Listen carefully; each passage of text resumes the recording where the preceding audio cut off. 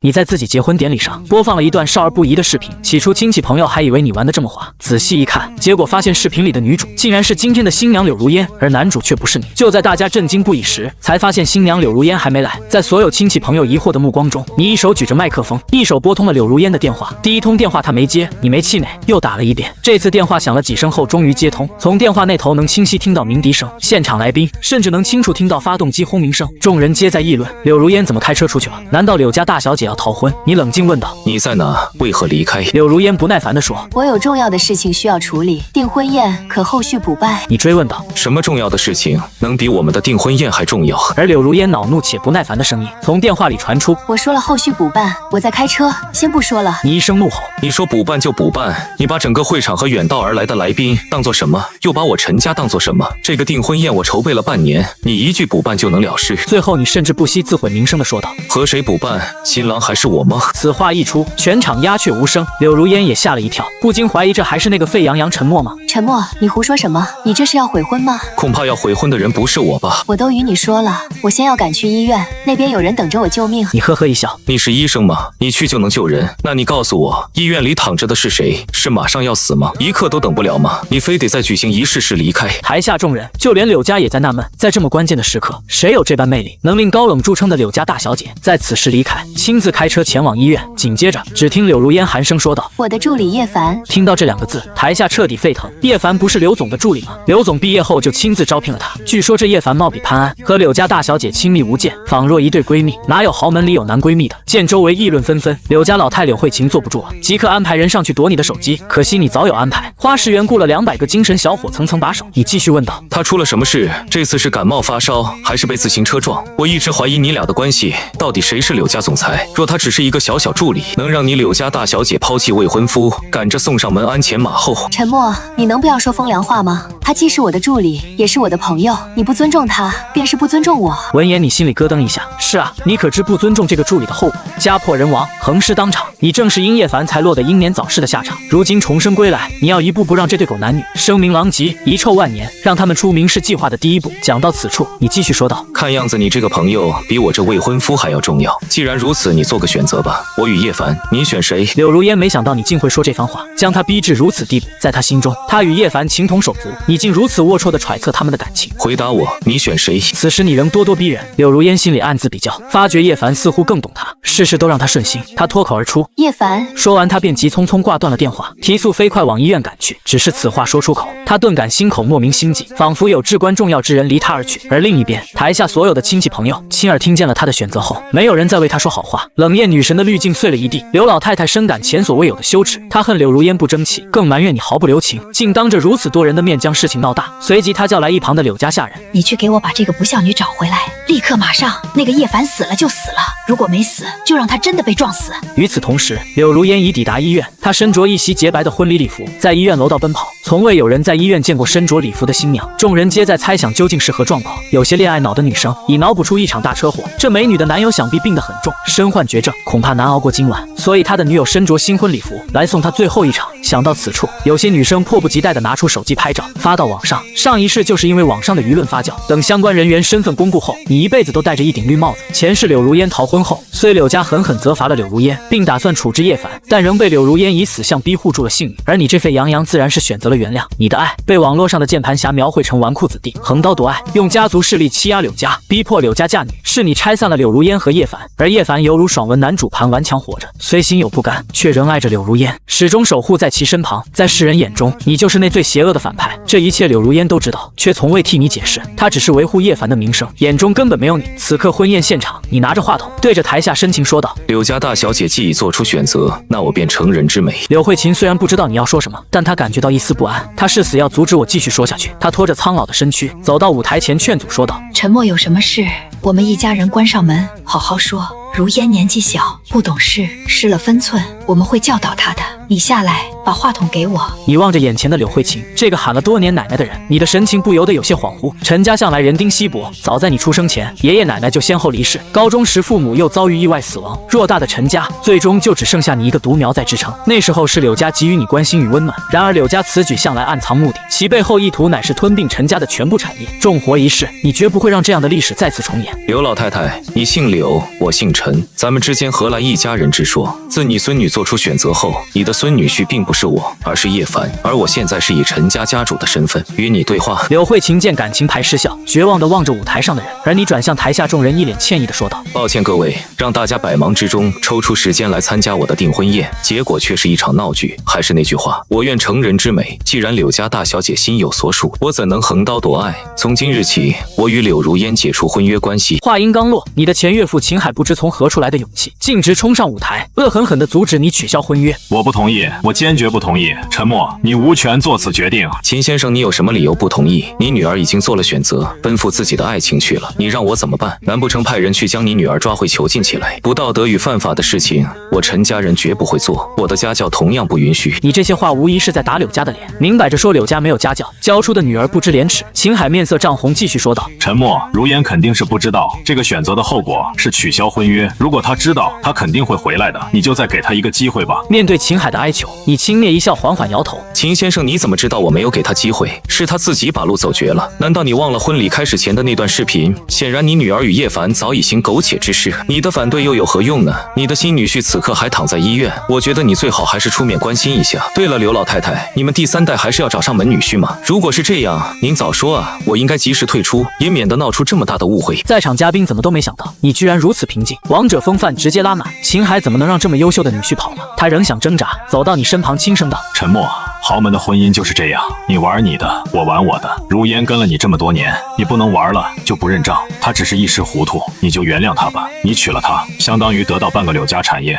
看在往日情分与这些财富的份上，取消婚约之事还是算了吧。你心里在想，这钱老丈人脑子是不是被狗吃了？事情都做成这样了，还想让你忍着恶心？再说，你和柳如烟至今还是清清白白，除了拥抱和接吻，其他的都没有做过。这个绿帽你戴了一次，但绝对不会戴第二次。我陈家有的是钱，用不着你柳家给。正好我现在宣布第二件事情，从今日起，陈家不再作为柳家的战略合作伙伴，现有项目完结后，不再和柳家签订新的项目。这下不光秦海傻眼了，柳慧琴也被吓得站不稳，气急攻心下，柳慧琴直接晕倒在地。快送老太太去医院！柳家之人匆忙将柳慧琴扶起，带其离开现场。秦海见状，狠狠地摇摇头，也跟着离开了。而你则留在现场安抚各位来宾。深夜人走后，喧闹退去，陈家重回平静。可这平静之下暗藏着波涛汹涌。你与沈幼楚回到客厅，两人喝着醒酒茶，默不作声。沈幼楚宛如一朵深秋的玫瑰，虽不张扬，却散发着难以抗拒的魅力。如果说柳如烟是一朵冰山雪莲，那沈幼楚更像一朵黑玫瑰。沈幼楚比你大3、4岁，陈家领养她没多久，我妈就怀上了你。虽然陈家有了你，但陈家并没有嫌弃沈幼楚这个养女，仍然把她当作嫡女在养。最终是沈幼楚打破了平静。陈默，你真打算就此罢休？柳如烟居然这样对你，我真忍不了。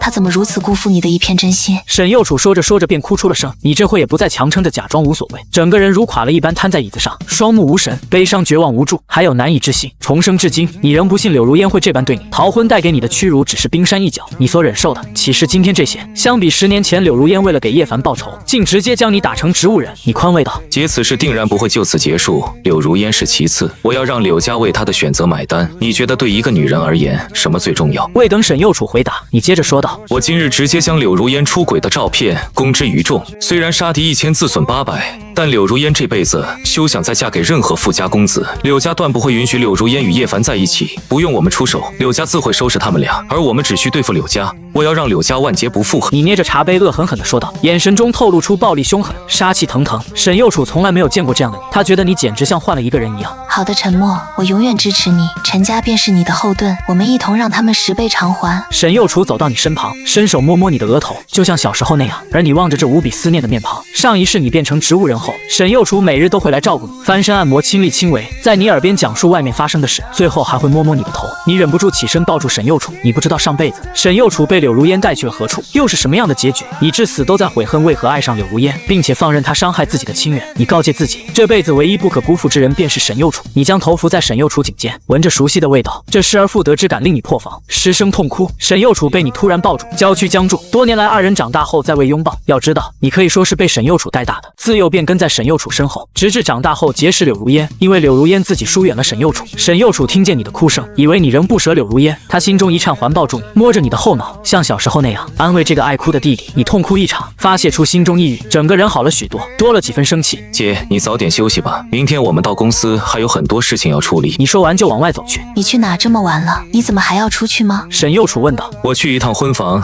有些东西我要拿回来，那是爸妈的遗物，不能留给柳如烟。你解释道。知道你不是后悔要去找柳如烟，沈幼楚也就不再多说什么。他安排人送你离开陈家，等你离开。沈幼楚冷哼一声，柳家，我们是时候好好算算账了。沈幼楚可不是花瓶，他22岁能够支撑起陈家，并且保持陈家屹立不倒，足以证明他的能力。上辈子如果不是你纵容，直接夺走沈幼楚的权利，怎么可能让柳家霸占陈家家业，还害得沈幼楚被柳如烟抓走？天海阁是柳家开发的别墅区，而你和柳如烟的婚房就位于这里。你打开房门，径直走进别墅，看着这熟悉又陌生的房间，你百感交集，得重新来。其实你是打算婚后直接住陈家老宅，可柳如烟不同意，她不喜欢老宅的装修风格。而这时恰好柳家开发的这个小区完工，柳如烟就让你把婚房买在这里。1号别墅，天海阁的楼王，售价1亿5000万，也是因为你的带头，原本萎靡不振的楼盘直接被救活。你的那些豪门好友相继在这里买房，毕竟谁不想离陈家近一点？后来你装修又花了5000万，装修风格全是按照柳如烟的喜好安排。装修半年，你全程都在监工。你想着，这毕竟是两人未来生活一辈子的地方，它容不得一点瑕疵。可是最后却便宜了叶凡。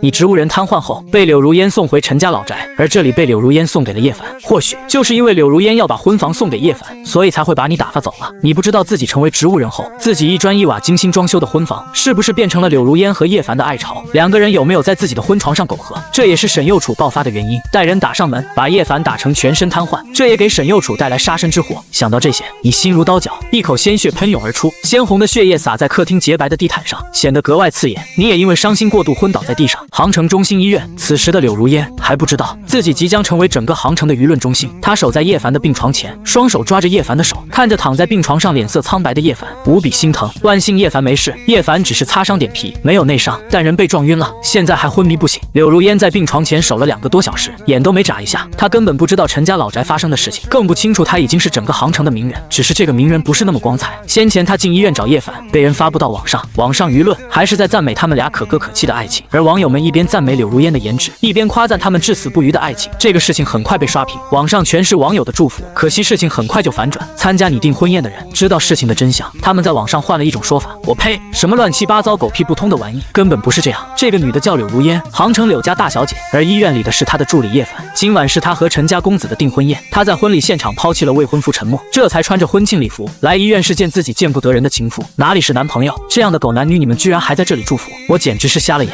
被你们气到吐血。这位网友把你和柳如烟还有叶凡的事情原本的发到网上，还把订婚宴现场照片贴在网上。照片上赫然是你孤独的站在舞台上，帅气的面庞上全是失落和绝望，而舞台后方的显示屏上正是那张柳如烟穿着睡衣和叶凡在房间的照片，逻辑清晰，证据确凿，着实了柳如烟出轨叶凡的事实。这下舆论瞬间翻转，柳如烟不知道网上已经炸翻了天。进医院后，她就把手机关机了，因为一直有人打电话进来，她怕打扰到叶凡休息。还有一个原因是她不知道怎么给家里还有陈家解释，索性关机留得清静。在她看来，陈默只是一时难以接受，等她回去当面解释一番，便能安抚好陈默。只要陈默不生气并原谅她，柳家就不会责怪她。等找个时间，她会让陈默好好道歉，再让他求一次婚。等她开心了，就会原谅陈默今天的咄咄逼人，然后直接嫁给陈默。她居然让我做选择，这次1周不理她，我要好好给她上规矩。敢对忤逆本公主，不过我还是会嫁给她的。到时候让叶凡当伴郎，等结婚后我要生2个孩子，要生个男孩姓柳。就这样决定了。他和你在一起这么多年，一直是这样，不管他做了多过分的事情，只要他站在你面前，你就会原谅他。谁让他是尊贵的公主，而你是他的守护骑士呢？不过这次显然是他想多了，他的骑士已经死了，是他亲手杀死的。柳如烟还在幻想，房门突然被撞开，柳如烟被吓了一跳，而床上的叶凡也被吓得一激灵，还是没醒。柳如烟害怕是陈默找过来，这会正紧张着，没有注意到叶凡的异样。来的人是秦海，他带着几个保镖，一脸严肃地走进病房。柳如烟一看是秦海，顿时就放松了。你怎么来了？柳如烟语气冷漠，言语中丝毫没有对父亲的尊敬，而秦海似乎早就习惯了，他也不恼，缓缓说道：如烟，你奶奶被气晕了，现在正躺在你隔壁病房，你快去看看吧。听秦海这样说，柳如烟连忙松开叶凡的手，站起来。奶奶怎么会被气晕？你怎么不早说？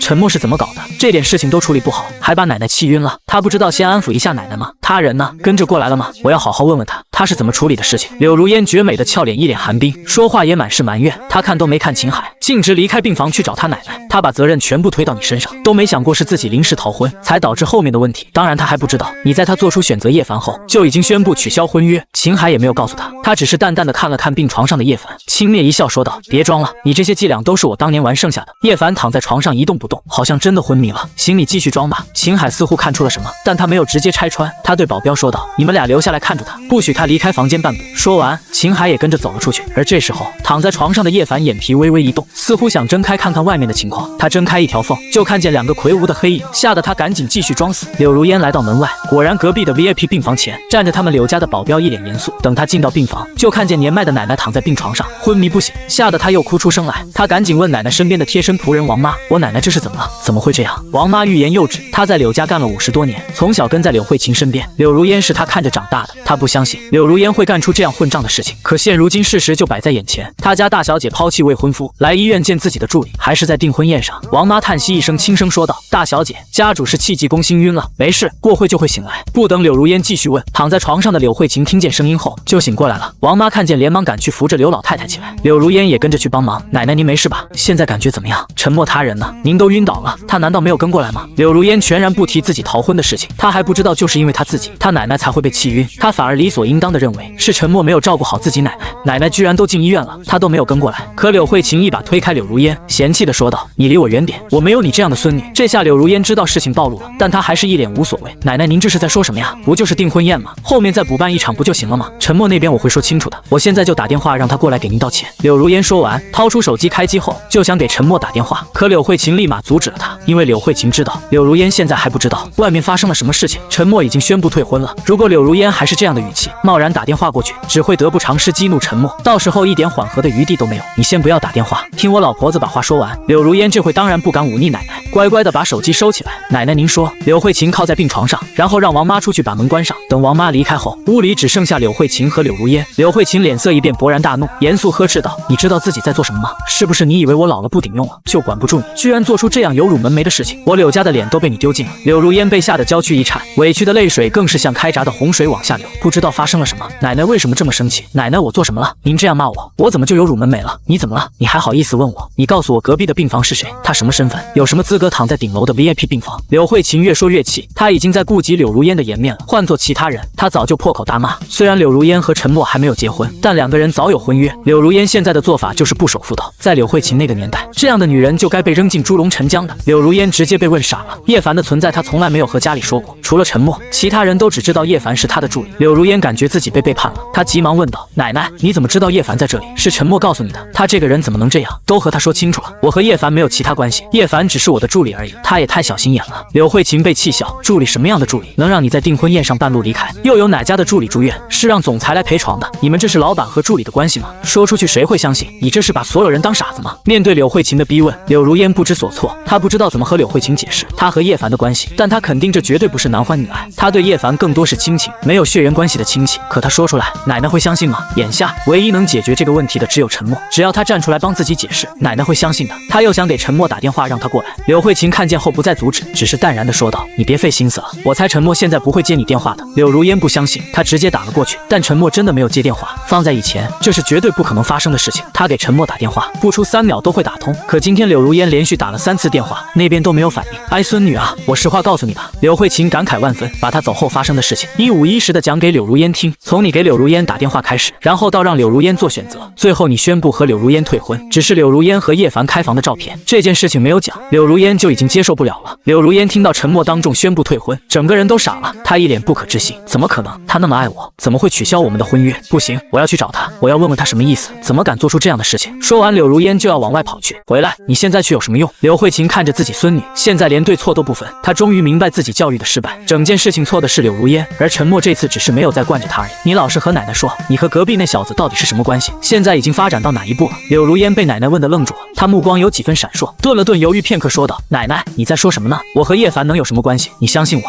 我们真的只是同事或者说朋友，你不要听沉默胡说。我电话里说选择叶凡，只是说要来医院而已，不是说叶凡和沉默之间。我选择了叶凡，我怎么会放弃沉默？这是不可能的事情。”柳如烟后面这句话算是实话实说，她当时更多的是被你的咄咄逼人给气到了，才会不顾脑子说出选择叶凡的话。现在想来，这句话是有点不对劲。陈默明显是在给他挖坑，让柳如烟自己跳进来。柳慧琴才不相信柳如烟的鬼话，知道柳如烟没有说实话，柳慧琴失望万分。都到这个时候，柳如烟还要狡辩，她气得胸口阵痛。柳如烟，你到这个时候了还不说实话，你这解释我都不相信，在场的所有来宾更不会相信的。你要知道，今晚的嘉宾都是有头有脸的人物，他们中很多人都是我们家的合作伙伴，有生意来往。如果你坐实出轨的事情，会给我们柳家带来多大的损失？柳如烟一脸错愕，惊讶地问道：“出轨？什么出轨？您听谁说我出轨了？”而柳慧琴没有解释，直接拿出自己的手机，把她和叶凡的照片发给了他。柳如烟打开照片一看，瞪大眼，惊恐万分：“你哪里来的？这是谁拍的照片？你别管我哪里的照片，我告诉你，不管你们有没有发生什么，那个叶凡死定了。陈家不动手，我柳家也不可能留着他，他就是你人生路上最大的污点。”柳如烟还在回忆照片里的事情，就听见柳慧琴要杀了叶凡，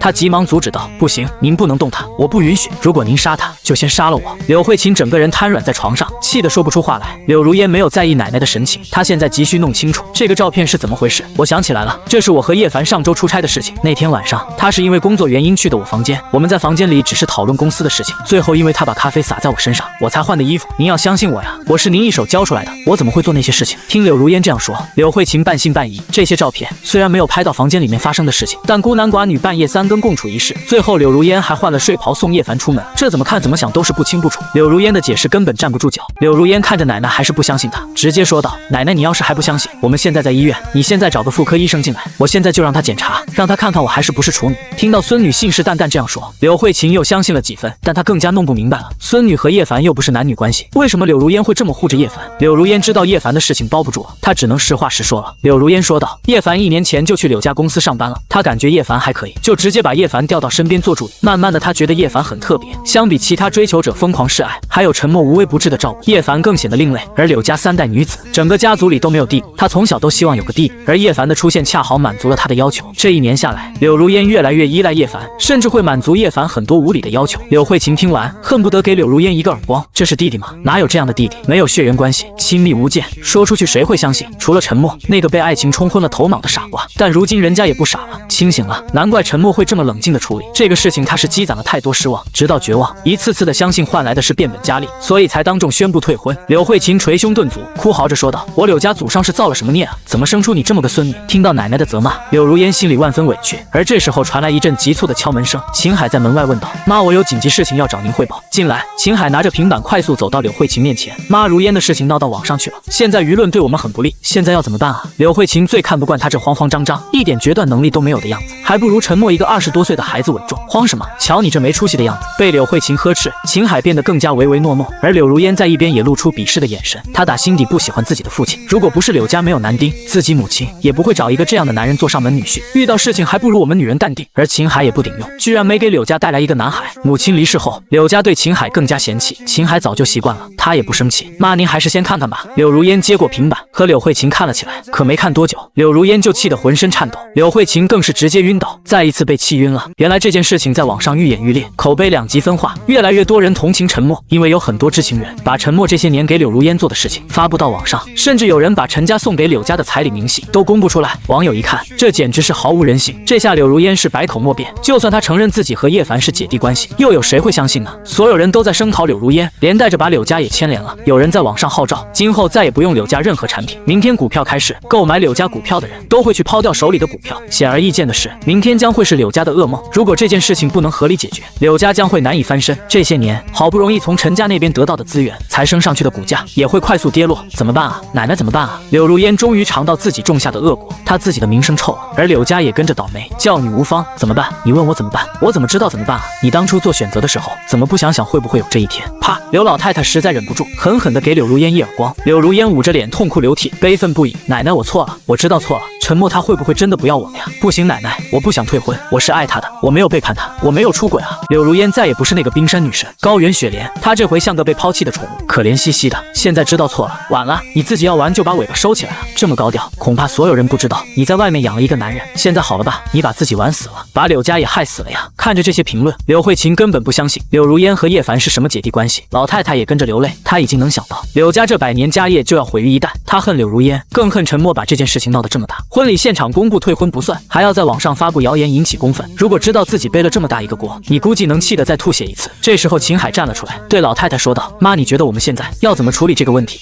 现在还能怎么处理？秦海顿了顿，思考后说道：“妈，现在要分2步走，首先是要处理网上的舆论，我们尽快联系人，封锁消息，把这个事情压下去。第2步，现在就去找陈默，让他出面开发布会，把错担过去。柳如烟和柳慧琴面面相觑，这2步都是难题，知道方法是一回事，怎么解决是关键，尤其是让陈默出面，还要让他承担过错，他在这个事情里有什么错？柳如烟自己都找不到。”秦海把自己的想法说了出来，而柳家祖孙俩听得呆若木鸡，他们怎么都没想到，一个废物女婿和一个软弱无能的爸爸，居然能想到这样的主意。柳慧琴刚才还在骂秦海慌慌张张不稳重，结果这么快就被打脸。秦海的这2步，首先关于网上的舆论，这个好处理。柳家有自己的娱乐公司，找几个1线大咖，制造一些热点新闻出来，绝对比柳如烟的瓜要刺激，网友的视线很快就会转移。其次，关于叶凡的身份，柳家索性就真的把他收了，让柳慧琴出面把他认为干孙子，这样的话，柳如烟和叶凡的身份就没问题了。最后也是最关键的事情，需要让陈默出面，让他去和公众解释，是因为吃醋吃多了，有些上头，误会叶凡和柳如烟的关系，把事情闹大，责任怪他。他永远相信柳如烟，并且深爱着她。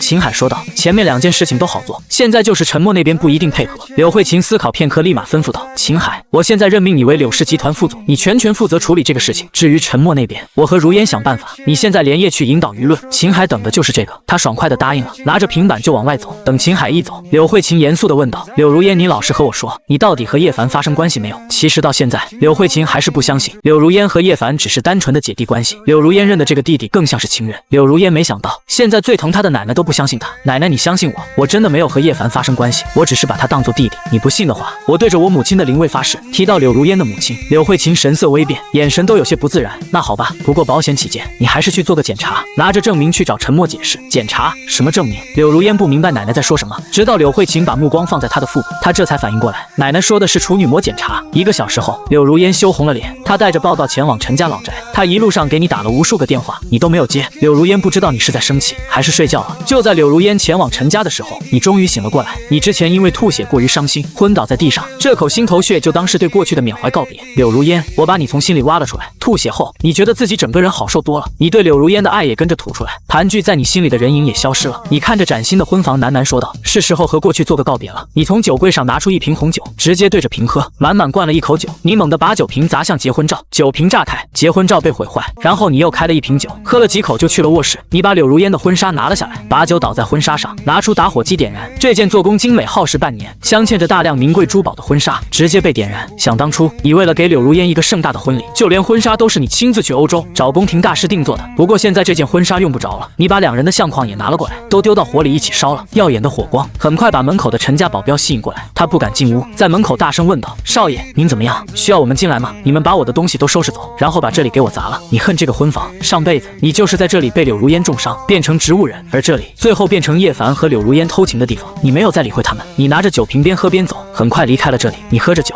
你不知道自己要去哪。虽然杭城到处都有你的房产，但没有一个地方是你的家。婚房是柳如烟偷情的地方，陈家老宅是沈幼楚被带走的地方。只要你回去，你都会想到这些，折磨得你痛不欲生。你孤独地走在大街上，像个游魂，孤独落寞；寂寥你像个无家可归的野狗，游荡在马路上，直到凌晨时分。你也走累了，恰好路边有一家5星级酒店，你摇头晃脑地往酒店走去，然后给自己开了一个总统套房。拿到房卡后，你独自一人走进电梯。总统套房在顶楼66层，而电梯在50多层就停了下来。很快，一个衣衫不整、步履蹒跚的女子冲进电梯。她进电梯后，就飞快地把电梯门关上，仿佛身后有什么恐怖的东西正在追赶她。你眯着眼打量着这个女子，年纪不大，像是刚刚毕业的大学生，身材高挑，穿着一件乳白色的紧身长裙，勾勒出完美的身材曲线。面前这个女人是人间少有的绝色美女，就算是和柳如烟比起来，也不相上下。你只是瞧了一眼就收回目光，你这会喝多了，也难受得很，急需倒床休息。可刚进来的那个女人，好像比你喝的还多，整个人摇摇欲坠，洁白如玉的胳膊抓不住扶手，整个人向你倾倒过来。你本能的伸手把她扶住，就在接触的一瞬间，你感觉自己搂住了一个和田白玉，肌肤细腻柔弱光泽，你的心都跟着颤动着。女子依靠在你怀里，喃喃自语道：“救我，求求你救救我！”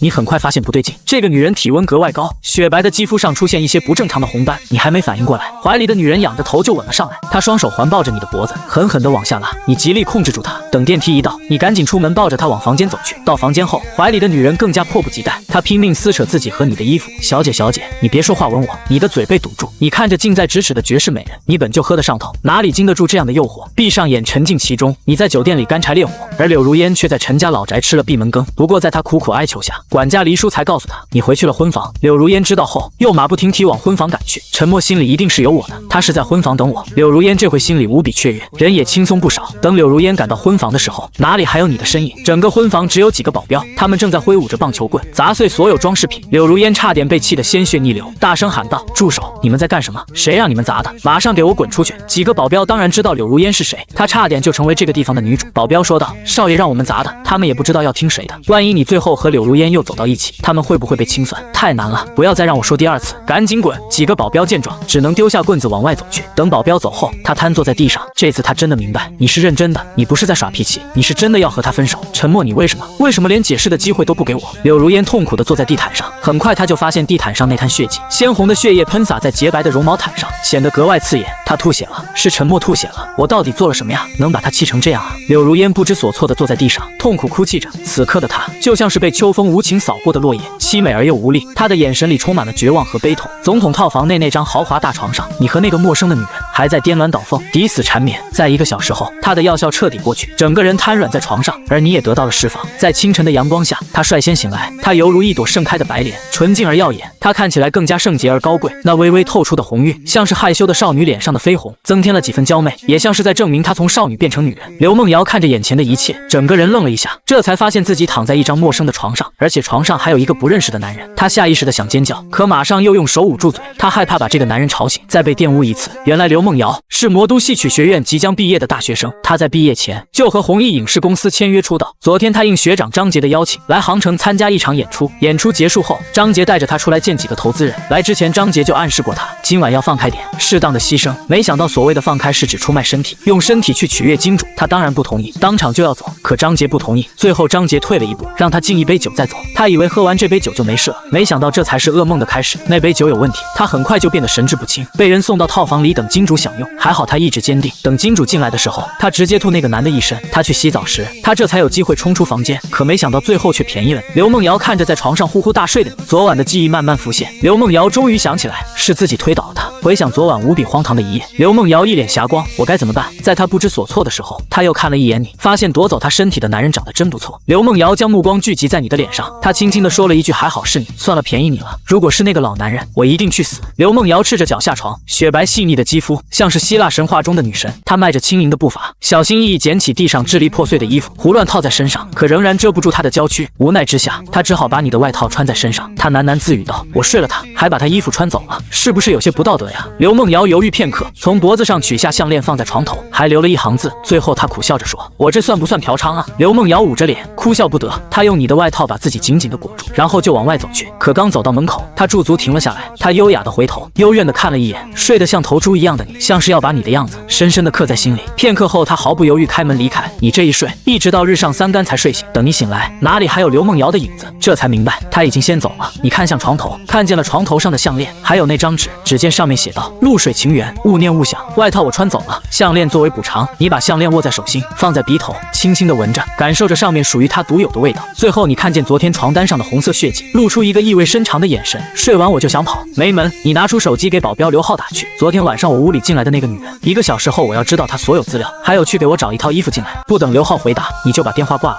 然后就去浴室洗澡。而电话那边的刘浩却被吓得半死。什么？昨天有人闯进少爷的房间，快去查监控，看看到底是什么人进了少爷的房间。你刚洗漱好，保镖就拿着换洗衣服和一份资料出现在门口。你们都查到了什么？你没有去看资料，你边穿衣服边问道。保镖刘浩说道：“少爷，我们查到了，昨天晚上跟您进房间的这个女人叫刘梦瑶，目前还是名大学生，就读于著名的魔都戏曲学院。昨天是被人请到杭城参加演出的，结束后参加酒宴被人下药。她现在人在哪？一早就坐高铁走了，现在已经到魔都了。”你问道。邀请人是谁？我们查到了，他的名字叫张杰，也戏曲学校毕业的，刘梦瑶的学长。这么说是他给刘梦瑶下的药？刘浩肯定的说道：“应该是的，就算不是他，他也是帮凶，负责牵线搭桥。”你冷哼一声，一脸杀气。牵线搭桥，说白了就是个拉皮条的。他准备把刘梦瑶送到谁的床上？刘浩尴尬的说道：“这个人您认识？关系匪浅。”你刚把外套穿上，就听见刘浩说：“这个人你居然认识？”显得非常意外。什么？我还认识？你倒说说看是谁？我居然还认识这样的杂碎。刘浩尴尬的看了一眼你，他吞吞吐吐说道：“是秦三爷。”谁是秦三爷？你一时间没有想到他是谁。你突然想到了一个人，是不是秦波？秦海的弟弟。刘浩回答道：“是的，就是他。”吧？提到这个人，你也是恨得牙痒痒。秦波贪财好色，还经常打着陈家的旗号，在外面作威作福。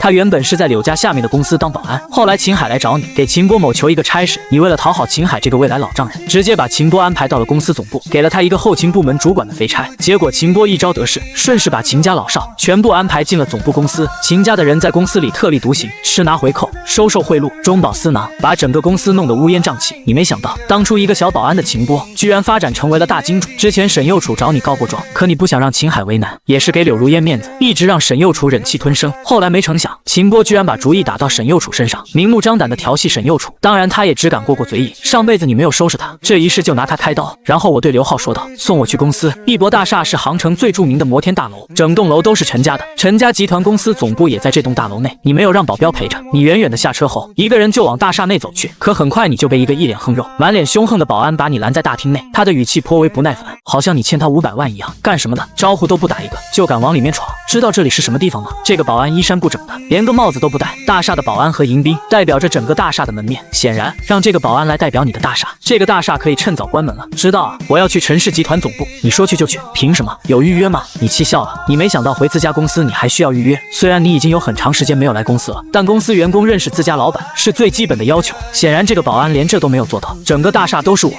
我想去哪里就去哪里，你还管不着我。保安被你的话逗笑了。哎呦我靠，你个小白脸很嚣张吗？你以为你是陈默呀？如果你是陈默，我就是他那个死鬼老爹陈洪文。怎么样，还不赶紧叫爹？你眼神充满杀意，侮辱你可以忍，但敢侮辱你父亲，这个人必死无疑。就在你准备叫保镖进来的时候，又有一个保安快速跑过来，他只是看了一眼你，马上就对着你敬礼，毕恭毕敬说道：“少爷抱歉，事先不知道您要过来，没有安排人迎接您。”新来的这个保安40多岁，相貌端正，仪表正规，服装整洁规范，和刚刚那个保安对比，那个保安简直就是渣子。我去老马，你瞎逼逼什么呢？那个是你的少爷，你唬我呢？陈家大少爷出门能不带7、8个保镖，他算什么少爷？先前那个保安一脸不屑地说着，你没有搭理他。你看着后来的这个保安冷冷地问道：“你是怎么认识我的？”他回答道：“年前您来过公司，我有幸见过您一面。”一脸横肉的保安听见老马说的有鼻子有眼，不像是在开玩笑，他的脑子总算转过来。什么？不会吧？他真的是陈默？他仔细看了看你，这一次他终于感受到你身上那种与生俱来的高贵和稳健的气质。不过就算知道面前这个人是陈默，这个保安还是没有多少畏惧，反而一脸猥琐地走上前说道：“嘿嘿嘿，妹夫，终于见到你本人了呀！我是柳如烟的表哥赵凯呀。”保安对副队长：“我们是一家人。”赵凯在你耳边悄咪咪地说着，说完他还挺着肥胖的大肚子，在你面前不伦不类地敬了个礼。赵凯是秦海妹妹的儿子，因为打架斗殴，初中没毕业就被开除了，混了很多年一事无成，不知道什么时候被塞进了公司。赵凯身上的汗腥味极重，像是10天半月没有洗澡一样，再加上赵凯的烟臭味和口臭，简直就要把你给熏吐。你一刻都忍不了了，连忙把他给推开，退到一边呼吸新鲜空气，然后对着老马说道：“你去把保安队所有人都叫过来。”他虽然不知道少爷要做什么，但作为合格的员工，第一时间响应老板要求就行。而赵凯这会突然有点心慌了。2分钟后，一波保安迈着整齐的步伐小跑到大厅，这10几号人在老马的带领下，整齐的排成2队，站在你面前。你面无表情的看了一眼，问道：“人到齐了吗？”你突然这么一问，老马却不知道如何回答。他小心翼翼的扫了一眼赵凯，你没想到赵凯在保安队里的淫威如此大，老马在他面前都不敢说实话。你这个陈家当家人，在公司里居然还比不过一个小混混。你勃然变色说道：“我是在问你，你看他干什么？怎么这家公司是他家开的？你的工资到底是谁发的？其实这都是你的错，谁让你之前太纵容柳如烟的家人？”老马被吓得不轻，立马摆正态度说道：“对不起少爷，我永远是陈家的人，您可以相信我的忠诚。”你指着老马让他走上前，你来告诉我，现在保安队是个什么情况？我要听的是实话，你如实回答，你不用怕他们报复你，我今天就是要清理这些害群之马。听到你这样表态，老马眼前一亮，眼中闪过一丝希望。少爷，目前保安队除了我这一队招募的是退役军人，其他2队都是秦家那边的亲戚朋友，多数是像赵凯这样的混子，他们在公司游手好闲，根本不服从管理，也不参与安保任务，多数时间都窝在值班室里打牌。听到这里，你眼中的怒火已经要喷涌而出，岂有此理！我开工资让他们来玩的吗？实话和您说，我之前是保安队总队长，可秦家人来了之后，直接把我赶下台，让赵凯的父亲当总队长，可他上位后几乎就没有来过公司啊！你脸色更加阴沉了，这是陈家总部啊，安保力量居然变成这样，里面的员工和公司机密材料的安全怎么得到保证？最后，你轻轻地拍了拍老马的肩膀，老马辛苦你们了，都是我的错，是我一味放任，才造成今天这样的局面，差点毁了我陈家这么多代人好不容易打拼下来的基业。听到你这样说，老马激动得差点掉泪。他在陈家工作了20多年，对陈家是有感情的，要不然以他的经验和能力，早就去其他公司了，哪里还会留在这里受这窝囊气？少爷，您能明白就好，不晚不晚，还来得及啊！你明白他说的是什么意思？这时，沈右楚带着一些助理秘书出现在你身后，问道：“陈默，你怎么来公司了？也不上去啊？”他宛如一颗璀璨的星辰，优雅从容，缓缓走到你身边，眼神中吐露着亲昵和关怀。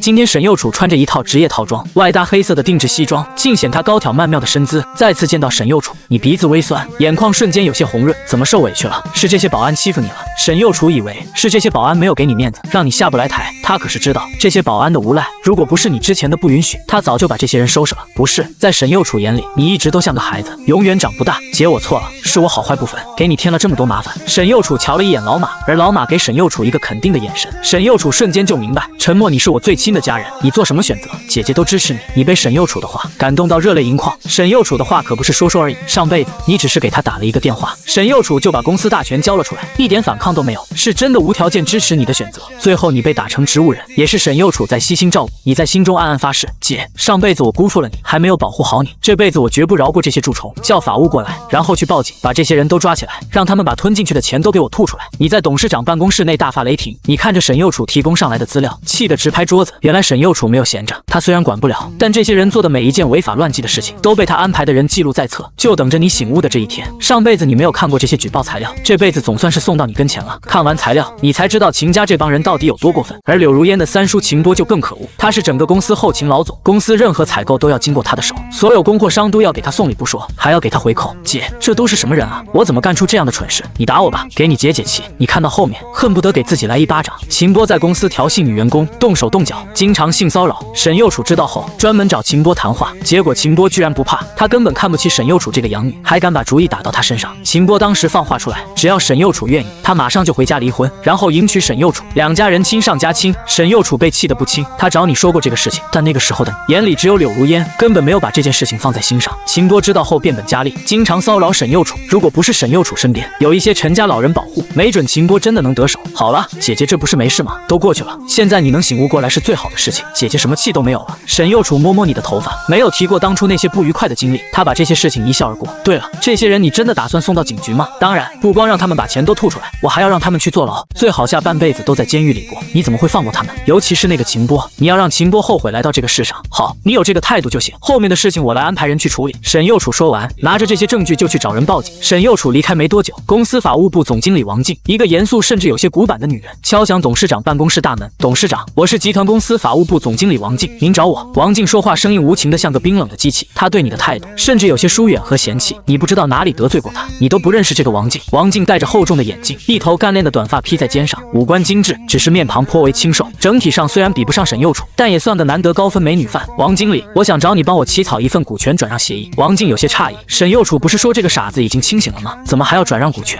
难道是因为你要抓秦家亲戚，你害怕柳如烟生气，所以要在原来聘礼的基础上再加一些股份？这真的是为博美人一笑，不惜一掷千金啊！王静以为你是要把股权转让给柳如烟，然后他问你说道：“董事长，你要转让多少股权给柳如烟？”她和沈右楚是闺蜜，一直劝沈右楚辞职离开陈家。她知道沈右楚为了保住陈家家业有多不容易，可你把沈右楚赚来的钱毫不珍惜的白送给柳家，把王静气的心脏病都要出来。你纳闷的问道：“什么股权转让给柳如烟？这都什么和什么呀？你不是要转让给柳如烟吗？”当然不是，我都和她退婚了，还给她股权干什么？真当我是傻子啊？给她几百亿当贺礼，洞房的男人又不是我。王静听你这样说，终于放心了。你猛地拍大腿，你都重生了，居然忘记聘礼的事情。对了，你提醒我了，股份和房产没有给柳家，但是彩礼和一些珍贵的古董珍宝是提前送过去的。王经理，等下你回去给柳家发一个通知，让柳家把钱和东西送回来。王静像是不认识你一样，这还是他听说的那个纯情男吗？那你不给柳如烟，这股份你要转移给谁？你这是又看上了那家的姑娘。王静感慨万分，你这算是醒悟吗？西边不送东边送，这股份是烫手吗？一定要送出去，不行的话你给我呀。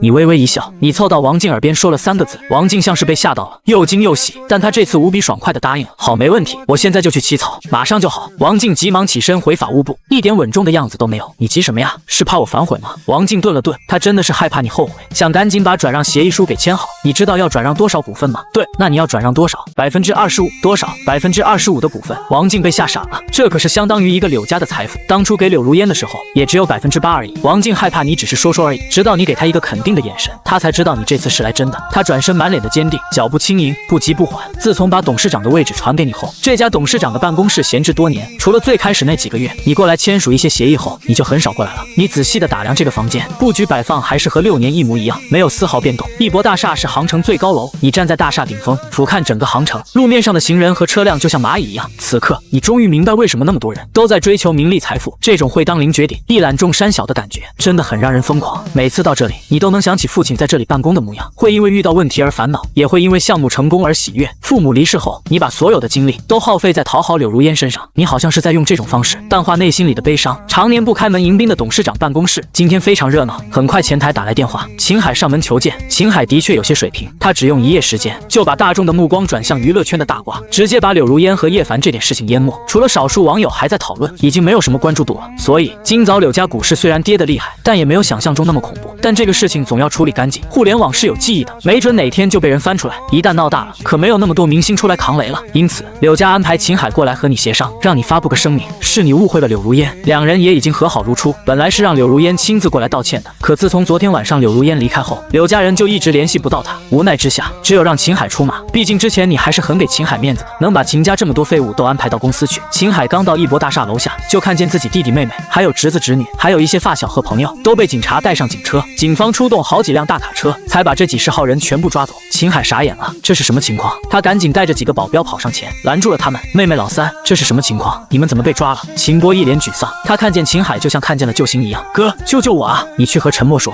让他高抬贵手，饶了我吧。赵凯等人也跟着呼唤起来，大舅，快救救我啊！陈默疯了，他翻脸不认人啊！他让那个养女报警把我们都抓了，你快让他把我们给放了，要不然就让如烟妹子不要和他结婚。秦海这下明白是为什么了，看样子陈默还在气头上，这是拿他秦海的亲戚开刀啊！他马上对警察说道，你们等等，我现在就去找陈默，我现在就去，你们会没事的。可这下警察哪里会管他，用力硬塞，把人关进车里，警报拉响，呼啸着从秦海身边离开。秦海气得差点破口大骂，但他没时间担心家人安危，带人一刻不停冲进大厦，不过立马被老马阻拦，直到你允许，秦海这才独自一人上楼。秦海见到你后，仍然端着架子，一副老丈人的姿态。陈默啊，这就是你的不对了，那些都是你的长辈亲戚，就算是做错了什么事情，你告诉我啊，我来处理就好了，怎么还麻烦警方呢？是不是那个沈幼楚挑唆的？我和你说啊，你和如烟结婚后，那些亲戚都是你的亲戚，你们今后的孩子和他们还有血脉亲情呢。可那个养女不一样啊，她毕竟是外人，不同宗不同族的，连姓都不一样，你怎么能偏向她呢？如烟要是知道了，她会生气的呀。你快给警方打个电话，让他们赶紧放人，到时候我去摆上几桌，你去敬个酒道歉，这个事情就这样算了。你冷笑着看他表演，你倒要看看这个秦海是怎么把死的说成活的。秦海啰嗦了半天，总算是发现不对头，怎么就他一个人逼逼，你一句都不搭腔啊？陈默，你怎么不表个态啊？一点小事不至于舞刀弄枪的，一点小事嘛，你怒了。这个秦海是真能混淆视听，上辈子也是这样，他总是拿柳如烟来压你，因为害怕柳如烟生气，不管秦海有什么要求，你都答应，这才把公司弄成这样。你那些亲戚联合起来贪污公司上亿公款，你说是小事，在公司里聚众淫乱也是小事，当众调戏我的员工，动手动脚，监控都录下来了，你也说是小事吗？最后你把桌子一拍，猛地起身，狠狠地瞪着秦海。其实这些都不是你动怒的原因，追其根本还是秦波居然打沈幼楚的主意，这辈子沈幼楚就是你的命，你弟逆鳞。秦海被你的突然爆发吓一跳，迟迟不知怎么回答。一直以来你在他面前都是乖巧听话孝顺懂事，哪里会像这样给他甩脸子？这样吗？这些我都不知道啊，你应该早点和我说啊，我提前警告他们，他们也不敢做这些的。秦海哪里不知道，秦波贪污的钱大头的孝敬给了他，他才是赚的最多的那个，而且还不用抛头露面。你一听这秦海还在怪他，秦先生这样说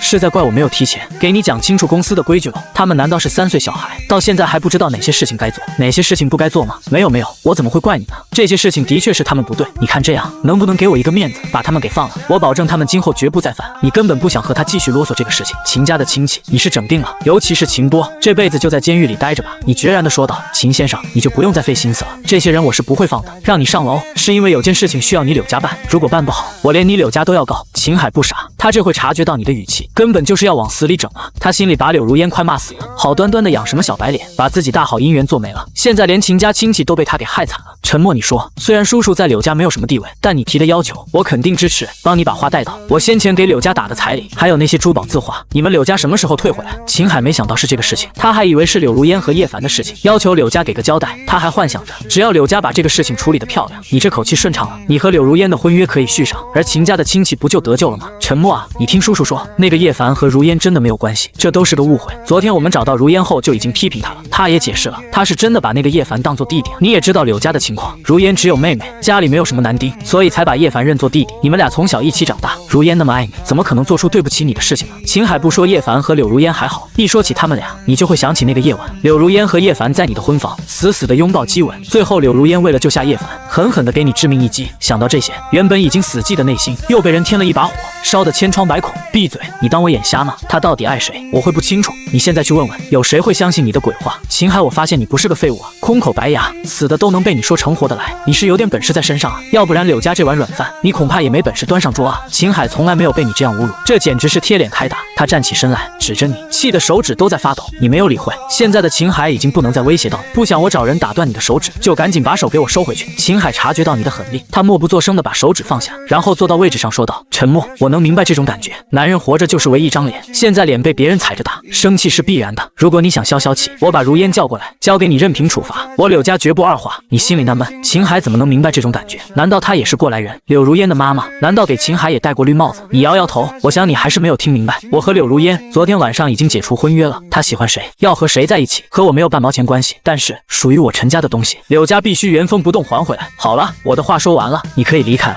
秦海认识你这么多年，这是头一次对话，全程都被你牵着走，他一点主导权都没抓到，以至于此次前来的主要任务都还没来得及开口提及，就要被轰走。秦海还打算挣扎一下，想和你聊聊发布会的事情，结果这个时候王静拿着转让协议就冲了进来，他都没有看秦海，兴冲冲跑到你身边说道：董事长，您再确认一下陈氏集团25%的股份转让协议，没问题的话您赶紧签字。你还没有说话，听到这个的秦海就坐不住了，他一把抢过股权转让说明，飞快的浏览。什么？你要把25%的股份无偿转让给沈右楚？不行，绝对不行，我不同意，坚决不同意。秦海说完，一把撕掉协议。你被他的言论和操作惊呆了，而王静这才发现屋里还有其他人，他突然有点后悔刚才冒冒失失把公司机密都说出来，主要也是这个事情太匪夷所思。王静到现在都像是做梦一样，她为了自己好闺蜜，只用了10几分钟就起草好这份股权书，想着趁热打铁把这个事情敲定。她太激动，也替沈右楚开心。这个事情她都还没来得及和沈右楚说，王静认识秦海，知道他是柳如烟的父亲，也猜到他来的目的。昨天夜里的事情，王静都知道。他本来就不喜欢柳如烟，知道他出轨后更加恶心他，所以对柳如烟的父亲，王静也是一脸嫌弃。这里有你什么事？轮得到你不同意吗？赶紧给我出去！出去！王静气死了，好不容易打印出来的，他又要去打印一份，万一这期间你反悔怎么办？沉默啊！25%的股份可不是小数啊，你还是再思考一下吧。如烟要是知道了，你们俩就更加不可能了呀。秦海一脸为你考虑的样子，其实他是在为自己考虑。你摸摸眉心，忍着火气，你先让王静出去，再打印一份股权转让协议出来。秦先生，我和柳如烟本就不可能了，我管他做什么？难不成你还想让我把那个破烂货供起来，当我陈家的女主人不成？沉默，如果你嫌弃柳如烟，我还有一个女儿啊。柳如雪怎么样？如烟的妹妹，她从小就喜欢你，你还记得吗？如雪这个孩子比如烟温柔，性格更好，他们俩可谓是一个比一个漂亮。这几年她不在国内，你没见过她，现在她长大了，亭亭玉立，花容玉貌，不比她姐姐差。而且我知道她这些年没有找过男朋友，她在欧洲女校读书，身边连个男性都没有，绝对是干干净净。我把她许配给你怎么样？你怎么都没想到？秦海居然会想出这么个主意。提到柳如雪，你当然认识，小时候他们仨经常一起玩，只是后来你眼里只有柳如烟，柳如雪就出国了。上辈子在你和柳如烟结婚的时候，柳如雪回来过一次，婚礼结束后，她就又飞回欧洲，最后一次见她，不对，最后一次听见她的声音，你已经成为植物人。你到现在还记得柳如雪扑在你身上，哭得梨花带雨，肝肠寸断。那时候你才知道柳如雪居然也喜欢你。她出国是因为受不了你深爱着柳如烟，天天在她面前秀恩爱。得知你瘫痪后，柳如雪回国和柳如烟大吵一架，甚至还动手打了柳如烟。柳如雪要带你出国治疗，结果被柳如烟阻拦，并且柳如烟禁止柳如雪再来看你。最后柳如雪好像是又被柳如烟送出了国，从此就再也没柳如雪的消息了。如果你对柳家还有一丝情面，那就是因为柳如雪。你没想到秦海居然把自己的亲生女儿当作货物一样评头论足，这种行为简直就是个畜生。难怪柳如烟会变成这样，全怪有这么个亲爹。你是老鸨吗？把你女儿当做什么了？说送人就送人，滚！马上给我滚出去！虽然被你骂，秦海还是坚持自己的想法。沉默，你考虑一下，这对陈家和柳家是双赢啊！你拿起座机打给秘书，叫保安上来，把这个家伙给我轰出去。最后秦海是被人嫁出去的。秦海刚走，沈右楚就闻讯赶来，弟弟怎么发这么大的火？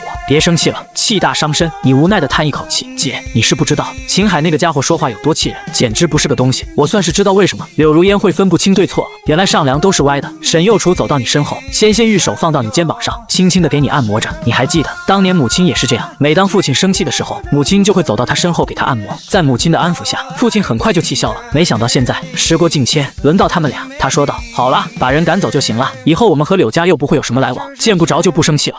我明白，谢谢姐。对了，公司的事情安排的怎么样？秦家那边的人都处理了吧？该处理的都处理了，我让法务那边的人再跟进这个事情。公司上上下下知道这批败类被抓，恨不得放鞭炮庆祝呢。你听到这，感慨万千。你握住姐姐的手，姐，这都怪我办的糊涂事，让公司上上下下都跟着我受罪，尤其是你，害得你差点被欺负。没事，都过去了，只要你好，姐姐怎么样都愿意。你最受不了沈幼楚这样温柔，她在其他人面前是威严狠辣的黑玫瑰，而在你面前永远像个乖巧听话的小媳妇。姐，我打算给总部公司所有人涨薪25%，再发1个月的奖金，全当给他们的补偿，你觉得怎么样？沈幼楚都没有思考，他只点头，当然可以啊，你出来公司清除了害群之马，又给他们升职加薪，恩威并在，再好不过了。得到沈幼楚的夸奖，你露出一个宽怀的笑容。姐，我还有一个事情，你一定要同意。弟弟，公司里的事情我都支持你的，你放心吧。姐，你答应我了，说话算数。沈幼楚点点头，当然，我沈幼楚一向说话算数，尤其是答应你的事情。你露出一个阴谋得逞的笑容，那就好。不一会，王静拿着股份转让协议又进来，这次他没有多话，只是笑着给沈幼楚眨眨眼，一副有好事的样子。你接过协议，大致看了看，然后毫不犹豫签字。签完，你把笔递给沈幼楚，遮住上面的内容，让沈幼楚也签字。沈幼楚虽然纳闷，但她相信自己的弟弟和闺蜜绝对不会联合起来害她。她干净利落地留下自己的大名。等到所有事情尘埃落定，王静松了一口气，她兴奋地跑到沈幼楚面前，恭喜你啊，幼楚，你现在是这省女首富了。王静就像自己中了1000亿一样，开心得不得了。而沈幼楚还是摸不着头脑，她赶紧把协议打开，封面上赫然写着股权转让协议，而股份居然是25%，还是陈氏集团的25%。作为陈家公司实际经营人，她太清楚这25%的股份含金量了。这岂止是这省女首富，估计在整个华国她都能排上号，而且还是前3那种。她不解地看着你，沉默。你这是做什么？为什么把股份给我？你笑着说道，姐，你答应我的，你支持我的所有决定，可是你把股份给我，对你极其不利啊。陈家掌管集团公司85%的股份，剩下10%在股市上，还有5%在其他股东手里。你给了沈幼楚25%，那沈幼楚直接变成集团第2大股东。今后谁还敢看不起沈幼楚？谁还敢说沈幼楚是陈家养女，拥有25%的股份？沈幼楚已经是整个杭城最尊贵的女人。你脸色一变，非常正式地说道，姐，我把股份给你是有条件的。王静被你的转变吓到，啥？你要干什么？你不会是要娶你姐吧？最后股份还是回到你陈家口袋里，你这左右手互换啊。沈幼楚听王静这样说，他也以为你是这样打算的，不过他没有面露难色，反而有些期待。你被王静气笑了，再也装不下去了。你想什么呢？我是那种人吗？那你的条件是什么？不给名分那种？你也太坏了吧！你被王静的话吓得猛咳嗽。沈幼楚连忙接水喂给你。王静看沈幼楚着急上火的样子，这傻丫头看样子还蛮乐意的，她估计早就有这个心思了，可能当年你们陈家就是把她当童养媳培养的。王静这话说到沈幼楚心坎里去了。其实沈幼楚就是陈家的童养媳，你的母亲当年就和沈幼楚提过，只是陈洪文没有同意，他骂母亲思想陈旧，封建残余，都没有考虑沈幼楚的想法。但沈幼楚其实是愿意的，只是那时候他也小，不懂表达。后来陈洪文和柳慧琴转头，就给你和柳如烟定了娃娃亲，把母亲给气得不行。童养媳这话说出来，你咳嗽得更狠了。沈幼楚看着心疼责怪道，王静，你在胡说八道些什么呢？快不要说了。王静捂着心口，装作受不了的样子。哎呀，完了，我们的黑玫瑰变成红玫瑰了，这爱情的腐臭味快熏死我了，我得赶紧离开，不打扰你们俩的好事了。王静说完就要出去，你见状马上就不咳嗽。你说道，王经理等一下，我有事还没说完，你要在场。沈幼楚和王静对视一眼，知道这个事情应该不是小事。你说道，除了这25%的股份，我还要任命沈幼楚做公司的总经理，管公司上下所有事情，业务发展和人事任命都由沈幼楚说了算，不用再向我请示汇报。你这是打算把公司经营大权全部交给沈幼楚，而你做个闲散的董事长就好。王静听见这个，给你一个赞许的表情，早就该这样了。幼楚一直管理公司，结果名义上只是个副总，做什么事情都不方便，好多机会放在眼前，就因为要找你批复才能执行，白白错失了。你这是明智之举啊。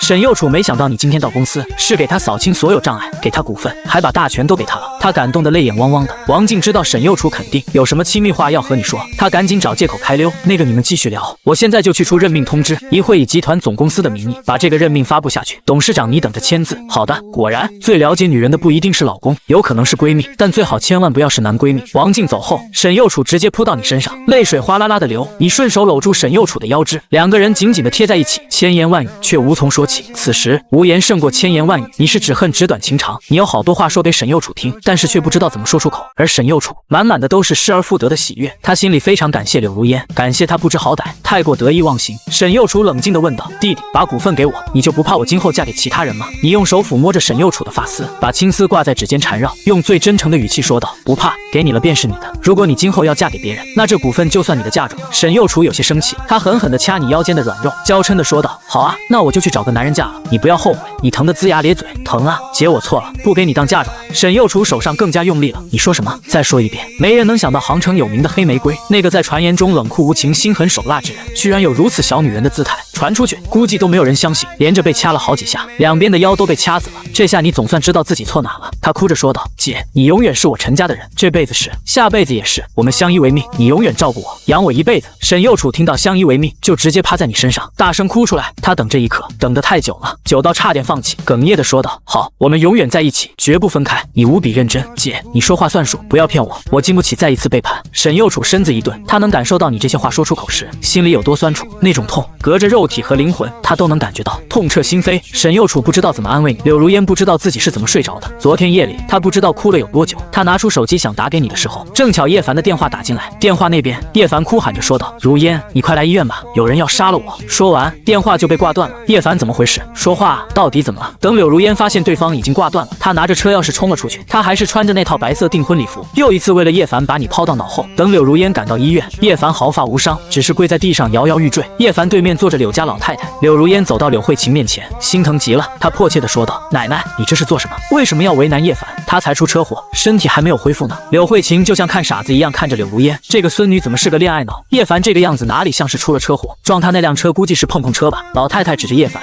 问柳如烟：“你给我看看，他身上哪里有重伤？就擦破一点皮而已，你居然为了这么个东西逃婚，让我柳家和陈家反目成仇，我真的是恨不得打死你们俩。”柳如烟听到奶奶这样说，顿时不可置信。她上前看着叶凡，的确，脸上和手上只是一点点擦伤，只是碘伏涂抹的比较多。她昨天夜里顾着担心了，没有认真看，今天碘伏颜色浅了，伤口很明显，其实根本就没有伤口，最严重的地方也就只是破了一点皮。柳如烟瞬间想到你在婚房吐的那口血，那是多么失望和悲伤，万念俱灰下才会被气到吐血吧。而现在她又因为叶凡一个电话就赶来救他，她本来打算是去找陈默道歉的，她都在做什么呀？不过叶凡给她的感觉还是特殊的，虽然这次叶凡骗了她，还把她害得这么惨，她仍然相信叶凡是有苦衷的，她不会允许奶奶伤害叶凡。柳如烟上前把已经跪得膝盖发酸的叶凡扶了起来，她对奶奶说道：“奶奶，陈家那边的事情我自然会去处理，我会给您一个满意的答复的。叶凡是我的人，我不允许任何人伤害他。”她说完就扶着叶凡往外走。而这个时候，秦海突然进来，他刚从陈默集团出来，赶回医院就看见柳如烟要带着叶凡离开。他看向柳如烟，眼神中透出一丝厌恶，不过很快就又被憨厚老实的模样替代。他对柳如烟说道：“陈默这次是真的生气了，你还和这个家伙走这么近，到时候你是一点机会都没有。”柳如烟没有理会秦海，就当他不存在一样，扶着叶凡离开了病房。秦海走到柳慧琴身边，一脸愧疚地说道：“妈，对不起，陈默那边事情没有办成，这次他是真的要退婚了。陈默还要求我们退还彩礼。”接着他把在陈默集团发生的事情都简单告诉了柳慧琴，只是秦家人的事情被他隐瞒了。柳慧琴似乎早就知道这个结果，她并不意外。我知道你已经尽力了，网上的事情你做得很好，陈家那边的事情不怪你。就在柳如烟来医院之前，柳家已经发了一个声明，叶凡是柳家收养的养子，和柳如烟是姐弟关系，只是两人感情比较深。然后柳家买了很多水军，他们在网上带节奏，除了少数知道真相的人还在坚持，已经有一些人不再关注这个事情了。陈默这孩子从小懂事，我是真的喜欢他，可惜了，陈家的彩礼就还给他们吧，我们柳家名声已经臭了，不能再留下个贪人彩礼的骂名。看着柳慧琴有些惋惜，秦海这时候说道：“妈，我们又不是只有柳如烟这一个嫡女，您忘了我们还有如雪啊。”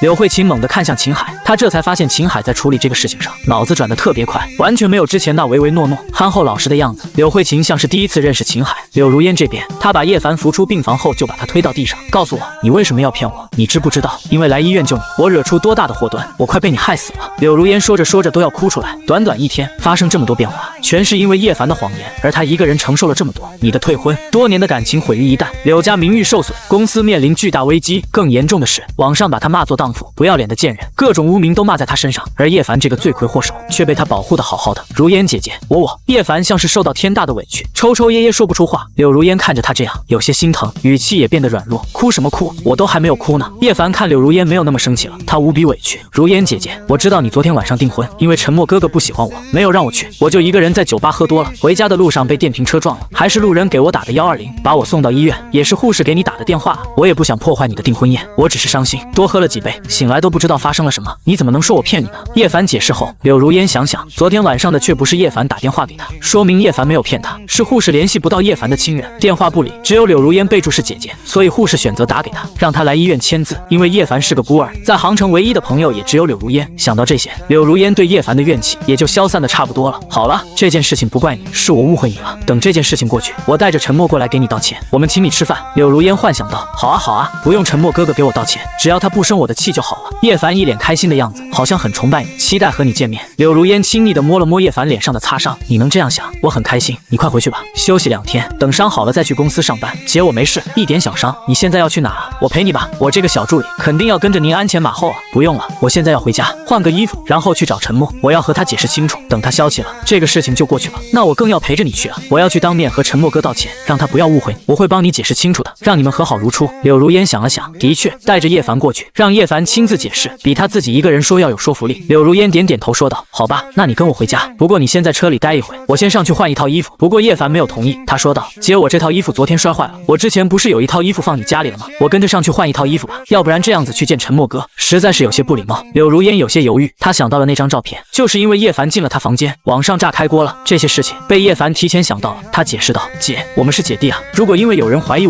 我们就避嫌，那不是说明我们心里有鬼吗？我们就是大大方方的，这样别人才不会怀疑我们。”柳如烟觉得是有那么些道理，但是她还是有些担心。不过叶凡根本不给她机会，拉着她的手就往前走。半个小时后，两人回到柳如烟在外面买的一套大平层，携手共进。又1个小时，叶凡和柳如烟都换了衣服，从柳如烟家里出来。与此同时，一组柳如烟和叶凡的照片再次火爆网络，万能的网友拍到柳如烟和叶凡的照片，先是两人在医院里搂搂抱抱，柳如烟还满眼爱意的抚摸叶凡受伤的脸，有些错位的照片看着像是两人在接吻，然后就是叶凡拉着柳如烟的手，两人牵着手旁若无人走在医院的走廊上。最后柳如烟开车带着叶凡去了他在外面的家里，然后就是两人都换了衣服携手出门。反正现在网上的网友们又是翻天覆地的在吐槽，伴随着这波舆论，重新被激起怒火的网民开始抛售柳家股票，一时间柳家股票断崖式暴跌。这一切柳如烟和叶凡都不知道，叶凡是因为没有看手机，而柳如烟是因为在开车。说起来也搞笑，叶凡这个助理更像个总裁，而柳如烟像是他的秘书。两人很快就到了你的公司楼下，这一次公司里没人敢拦住柳如烟，因为她是这里的常客。柳家和陈家的业务都是柳如烟在负责对接，毕竟要价的时候柳如烟才能获得更多利益，而你那间董事长办公室有时候就是柳如烟的办公室，她早就做好准备接管陈家产业呢。柳如烟一路畅通无阻，但公司里的员工可没有给她好脸色看，尤其是她还把叶凡带了过来，他们都在私下微信群里骂道：“我操，这个贱人脸皮真的是厚啊，还敢带着小情人来我们公司，他是真的不怕陈总一气之下把他们俩都杀了吗？”沈右楚的秘书刘青青在门口阻拦道：“你们不能进去，董事长和总经理在里面谈事情，走开！你知道这是谁吗？连董事长未婚妻都敢拦，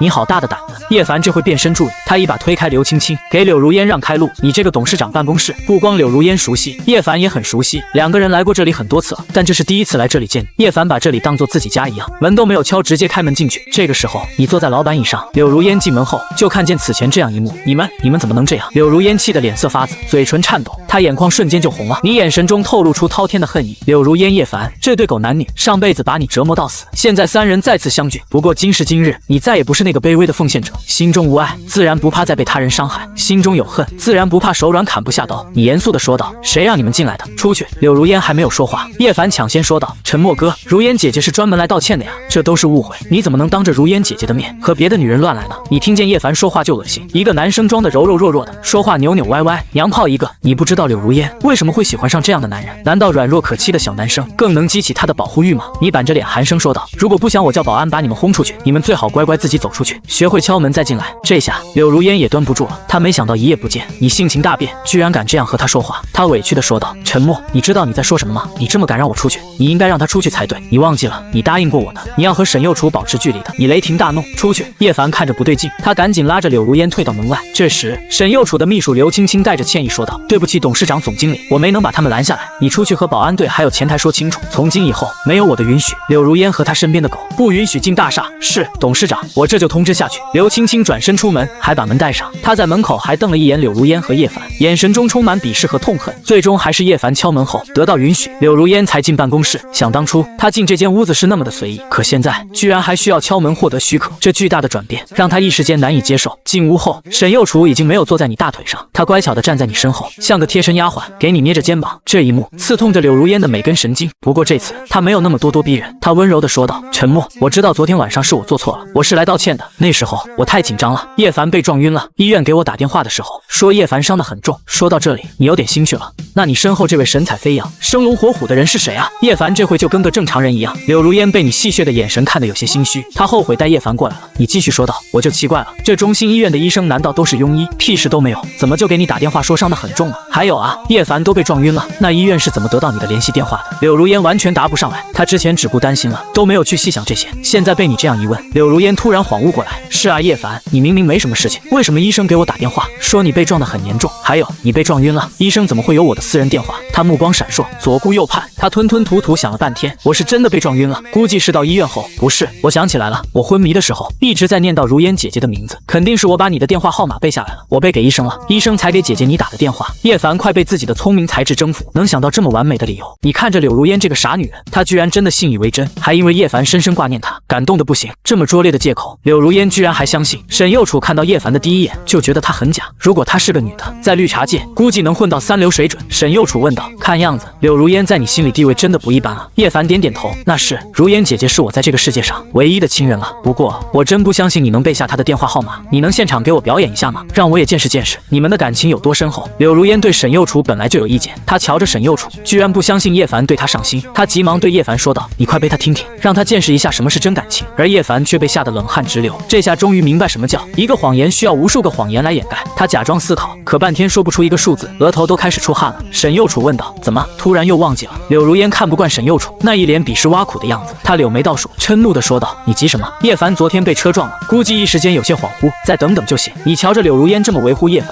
胸口刺痛，就连呼吸都是疼的。不过你已经宣布两人解除婚约了，今天就把这个事情和柳如烟说明白，往后再见不是朋友，只是敌人。柳如烟维护叶凡，那你当然要保护沈右楚。你不屑地看了一眼柳如烟和叶凡，戏谑地问道：要不然我提醒你一下吧，开头是个1，对是1。叶凡好像想起来了，可说完1，他又不知道后面的数字，吭吭哧哧半晌没有下文。这下柳如烟也明白，叶凡是根本不记得他的电话，可他不会在沈右楚面前丢了这个，他只能帮叶凡找个借口，这是被车撞的后遗症，他还没恢复好。再说现在谁还会背别人的电话号码？我连自己的电话都记不住。你淡然一笑，是吗？为什么我会记得那么清楚？你随口念出了柳如烟的号码，还把她的身份证号码都背了一下。其实不光是这些，你还记得柳如烟所有重要日期，比如生日和大姨妈时间，还有所有软件和银行卡的账号秘密。每次柳如烟忘记什么东西，不用回忆，她只要打个电话问一下你，你总能第一时间告诉柳如烟准确信息。柳如烟看着你一脸云淡风轻的样子，她都不知道你居然背下了她的电话和身份证号。如果不是有其他人在，柳如烟这回一定会冲上去，在你脸上狠狠地亲几下。柳如烟是感动坏了，她就知道你还是爱着她的，她的所有东西你都记得清清楚楚。而沈右楚气得不轻，原来一个人是不是真的在乎一个人，有些刻到骨子的东西是怎么都不会忘记啊。沈右楚这话一语双关，打了柳如烟和叶凡的脸，也表达了他那浓浓的嫉妒心理，那股浓烈的醋意蔓延整个房间。你怎么会不明白，这是自己给自己挖了个坑啊？柳如烟要气炸了，这朵冰山雪莲就快气成干花瓣了。她看着你和沈右楚这旁若无人打情骂俏的样子，尤其是沈右楚居然说他是外人，而你还没有反驳，她再也不装什么贤淑端庄，直接疾步走到沈右楚面前，一把他拉起来，你这个卑贱的养女，居然敢勾引我未婚夫，快给我滚出去！啪！没想到沈右楚被柳如烟骂了之后，你会起身猛地给柳如烟一个耳光。柳如烟没有想到沈右楚和叶凡也看呆了，他们怎么都想不明白你为什么变化的这么快？难道真是因为柳如烟逃婚这一件事情吗？他们哪里知道这一巴掌包含了你两世为人的恨。每次想到自己上辈子的悲惨遭遇，柳如烟的冷血无情、背信弃义，把你最无私的爱践踏得体无完肤。还有叶凡这个贱人，居然亵渎你上辈子最爱的女人。如果不是没有合理的理由，你恨不得把柳如烟和叶凡这两个贱人都杀了，只是动手的后果太严重，柳家不会放过你，法律也会追查到底，你没必要牺牲自己。柳如烟捂着脸愣在原地，长这么大从来没人敢打她，包括一直对她百依百顺的你。泪水瞬间模糊了她的双眼，不是疼是不敢置信。她怔怔地看着你，那个曾经为了她甘愿做沸羊羊的男人，眼里没有了半分爱意，只剩冰冷的恨意。叶凡也慌了神，连忙挡在柳如烟身前，沉默哥你怎么能打如烟姐姐？她都来给你道歉了，你太过分了。你冷笑一声，眼神扫过叶凡，过分，我打她都是轻的，你以为你又干净多少？当初在婚房里是谁和她搂搂抱抱？是谁让她为了你逃婚？是谁骗她医院电话的事？你敢说你没有一点私心？叶凡被问得哑口无言，脸色一阵红一阵白，